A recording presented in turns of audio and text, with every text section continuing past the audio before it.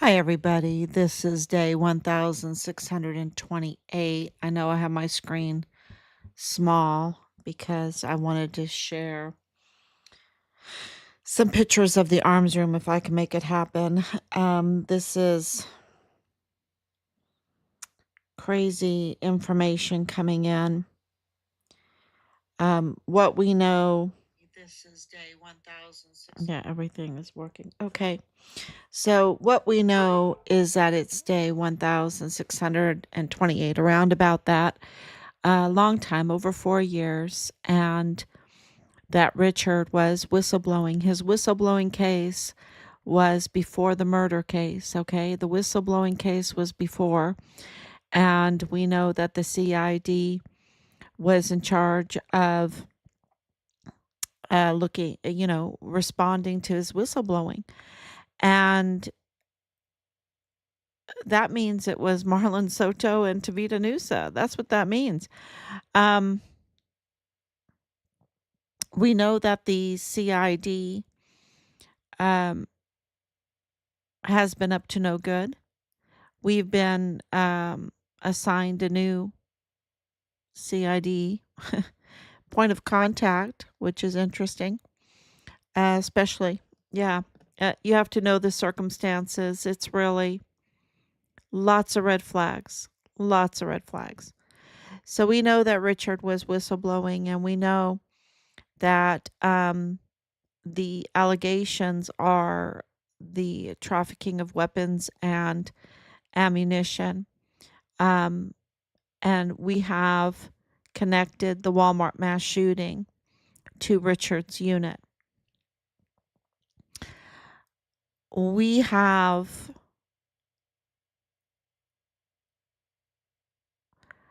uh, I would um, I would say, let's just say the arms room, um, more and more confirmations are coming in. We require a double check. But what we are experiencing is more and more information and evidence coming in to us that confirms that the arms room was the crime scene. Absolutely the crime scene. And of course, we have 4 years of evidence and we have to dig for it. And one of them is a video. And it is of the arms room. And,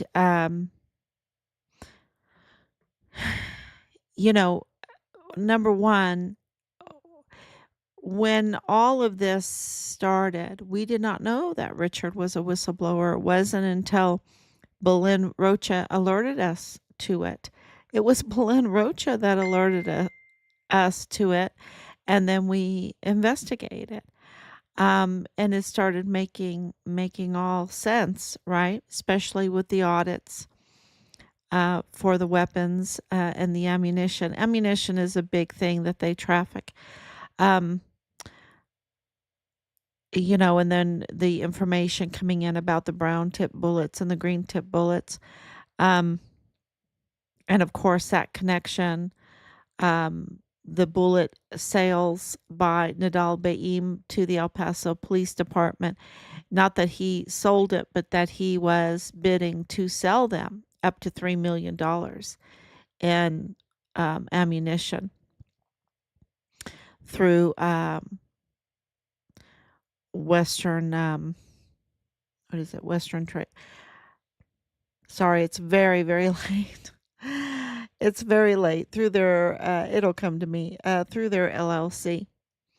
And, and he is connected to Bradford Bugado, G330 of Richard's 32nd ATCOM, right? In the G3. And more connections that are not too nice, right? That are not too nice. So, knowing that Richard's platoon leader was Dallas Hart, and Dallas Hart's mother is Leilani Hart, and Dallas Hart's father is James Courtney Hart. And the bragging and showcasing and parading around that, she controls the CID because of her family member that she was having intimate relations with, CID Tavita Nusa. And then also what we know with the director of security, Thomas Kane, um, saying that they illegally ordered the renovation of the arms room. Now, I want to show part of this video because I think it's important for everyone to realize that it's not a separate building. It's in the basement. It's a basement room of the building in which Richard lives. And it's just a place where they keep their arms, right? And their ammunition.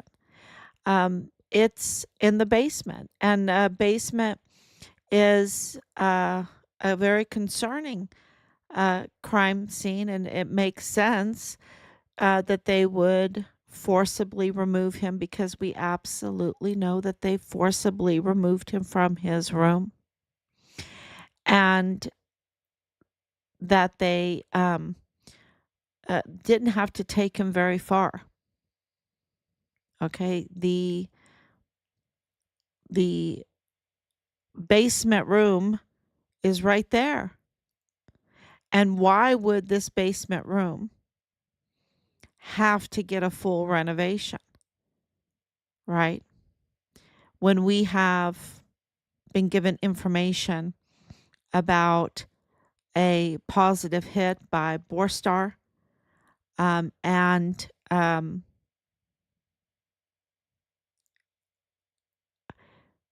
uh, how can I say this? This is my son, um, evidence of his remains in the HVAC. So, the leadership here, what we want you to know is that Richard is a volunteer soldier. He's 18 years old. He had just turned 21. And there seems to be a very wicked scheme that is creating a lot of criminal activity on our military installations. And I can say that because the problem is Fort Hood, the problem is Fort Bragg, and of course I gave them new names, Fort Liberty and Cavazos, but Fort Camp Pendleton, and I can go on about Fort Stewart, about the criminal activities. Uh, it's a systemic problem, and so that means that the leadership is in on it. That it's just y'all. We can't be afraid to say what is true. And Richard he joined the army with aspirations to be a CID agent, right? He wanted to serve. Of course he wanted to get an education. Of course he wanted to save money. He had Bitcoin. Um, we know that his identity was stolen. We know that for a fact. Hold on, I need some tea.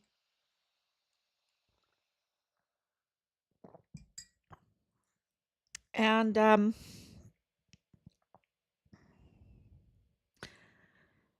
it is very clear that the military leadership had motive to lie to us, had motive to cover this up, especially after Gregory Morales was found while looking for Vanessa Guillen and then Vanessa Guillen's remains were found by the wild animals. They did not want anyone to find. They didn't think that um, the Guillen family would ever find their daughter. Um, the burial of her remains were so sophisticated, and it was really an act of God. So, um, and thank God, thank God.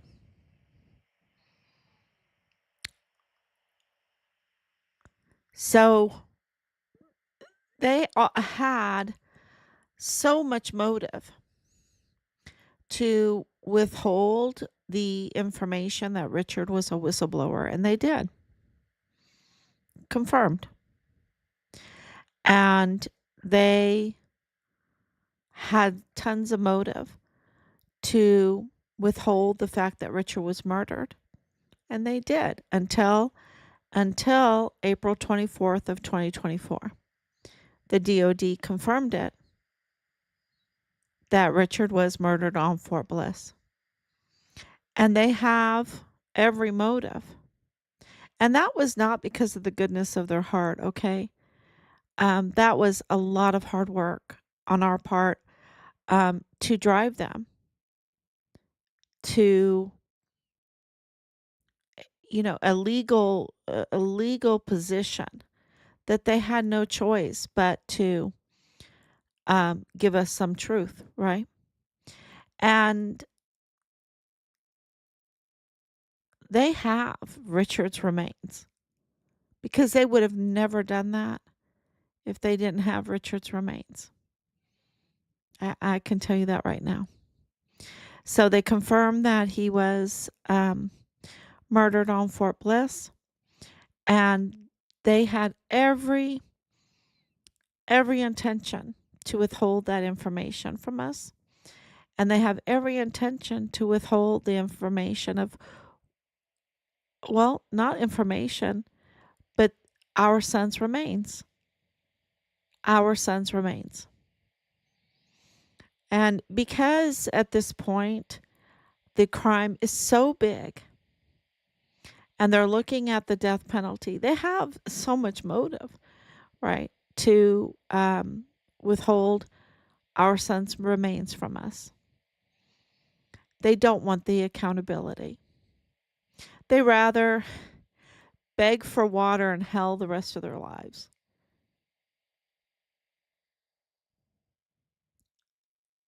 And I'm serious about that, because what they've done is so egregious. And when it's that egregious, the crime is not against all of us as it is, it's most importantly against God. So, yeah, um, they rather beg for water in hell for the rest of their lives than to do the right thing now. And, but, it's not working out for them. And that's the good news, because there are those that do not want to participate in the cover up. And they absolutely have been providing the truth uh, to us in an understanding way.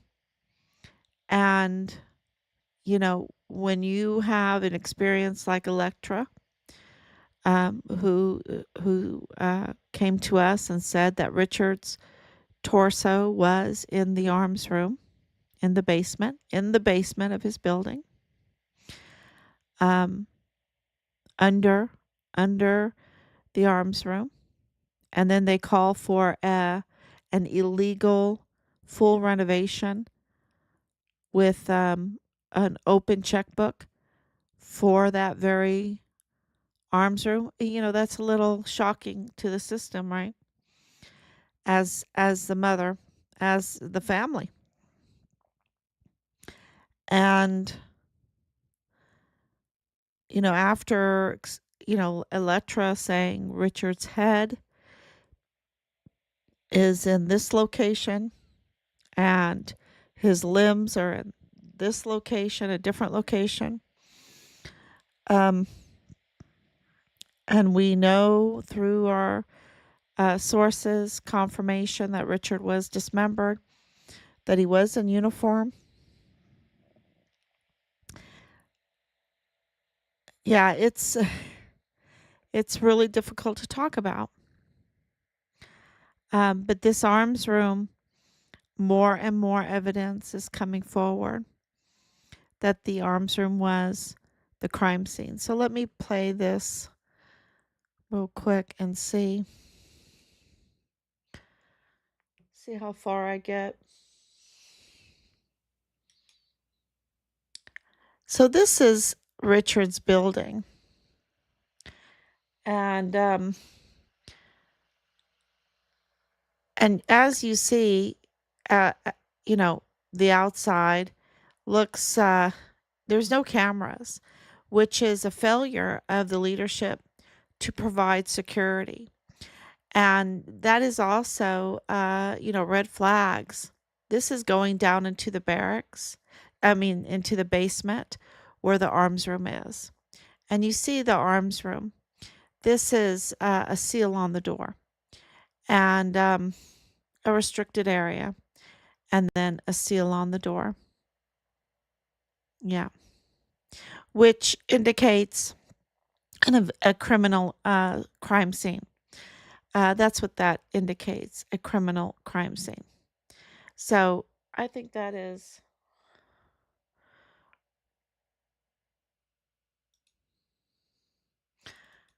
See if I can make myself larger here. I don't want to cut off Richard.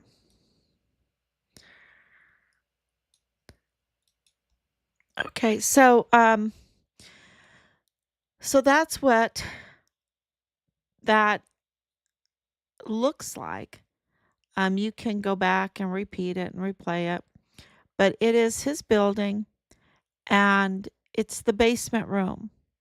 So, the witness testimony that they were dragging him, that they forcibly removed him out of his room. They would, and Richard is a black belt in karate, okay? And he's very strong. Very strong. Um very fast runner, very healthy. Uh, you know, it wouldn't surprise me if someone's teeth got knocked out, right? It wouldn't surprise me if someone's teeth got knocked out in the battle of dragging him out, unless they drugged him or something. And it really raises a lot of questions with the illegal order to fully renovate. What do you have to do on an arms room, right? Renovate. I mean, it's just where they store their weapons and ammunition. What are they going to do? Put another layer of concrete or something? I don't know. But it is pretty soundproof in there. So if you wanted to commit a crime, um, that would be the place, the basement with the thick concrete walls, and threats with weapons. That would be absolutely where you'd want to. And we know, because of what happened to Asia Graham. We know because of the 14-year-old girl living in the barracks being pimped out. We know of the videos that were taken of all these things that Richard was turning in. It, really, they could use those to blackmail, yet they don't have cameras outside of the barracks to keep our soldiers secure. They also, that puts up red flags, because if they're doing weapons trafficking out of the arms room, and the leadership is in on it, they wouldn't put the cameras there, would they? They wouldn't want to do that. No, I don't think they'd want to do that, but um, that would be for the investigators to look into, wouldn't it? That's a suggestion anyway. That's what I would think they would look into. Um, so it is a place where we know that Dallas Hart has a allegations against him that are the worst type of crimes against children, and holding on to, well, the whole family, child porn, illegal weapons purchasing, um, the 7-year-old in the master bedroom by multiple members of the household. We know that this is a group that is perverse, uh, absolutely perverse. So perverts, can you call them perverts? Can you call them absolute felon criminals? Um, I don't know.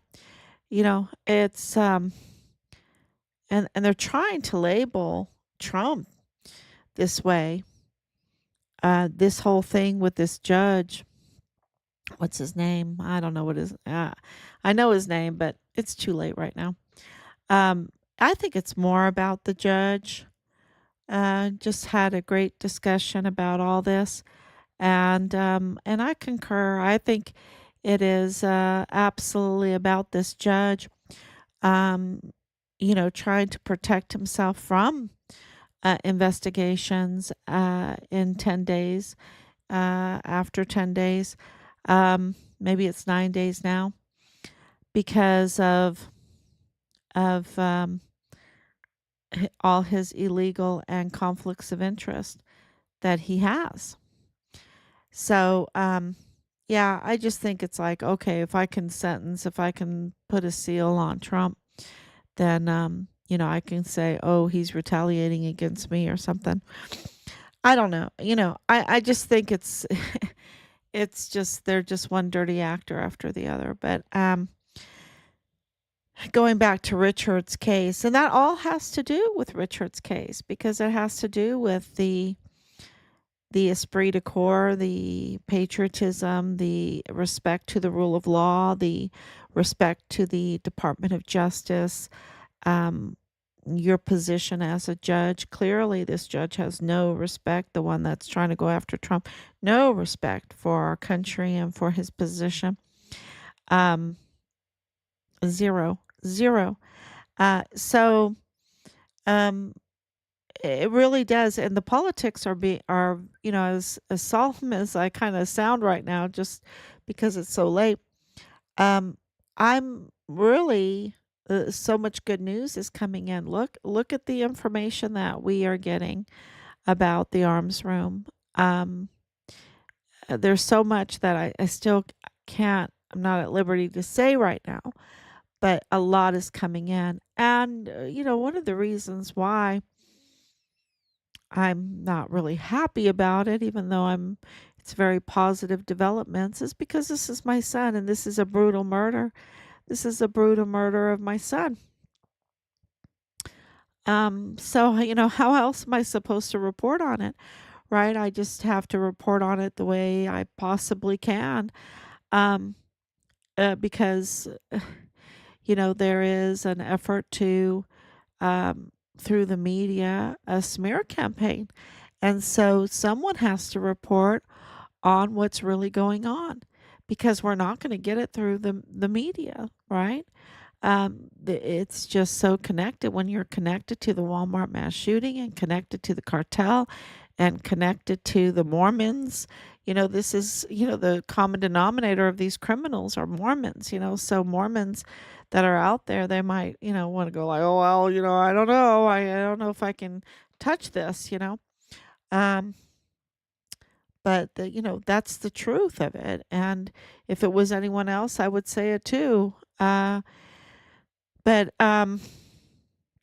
And of course, it's connected to the Mexican cartel, that, and the cartel that is there on the border. And it's been there, it's been there in El Paso, but it has absolutely, um, has moved forward, and infected our military installation and our military leadership.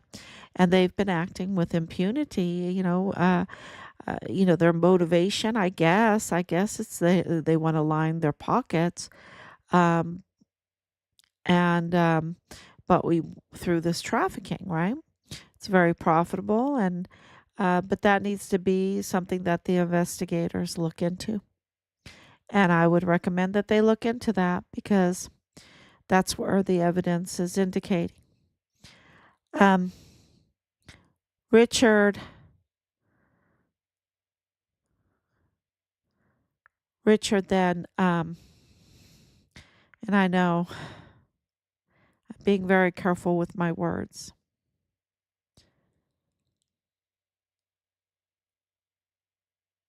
The crime scene,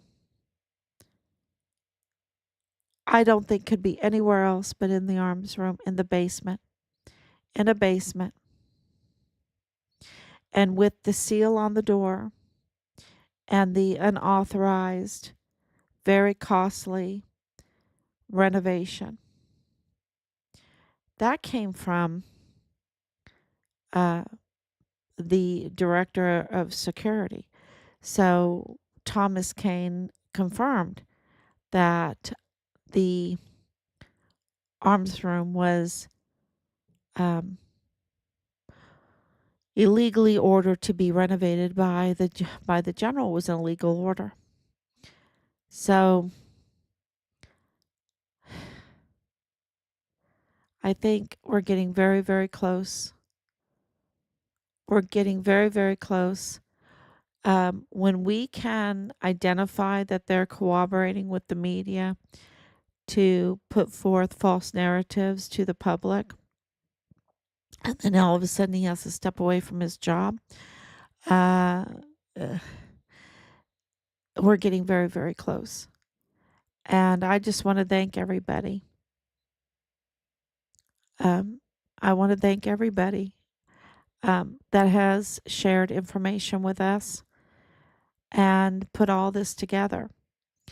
Uh, the big call, and I hope that you write the FBI, I hope you write your representative, is to arrest Leilani Hart. The absolutely 100%, they're eh, absolutely 100%, without a doubt, she needs to be arrested. And I mean, that's just the way it is. There's so much evidence against her that she has to be arrested. And I think that should, because she really hurts the community.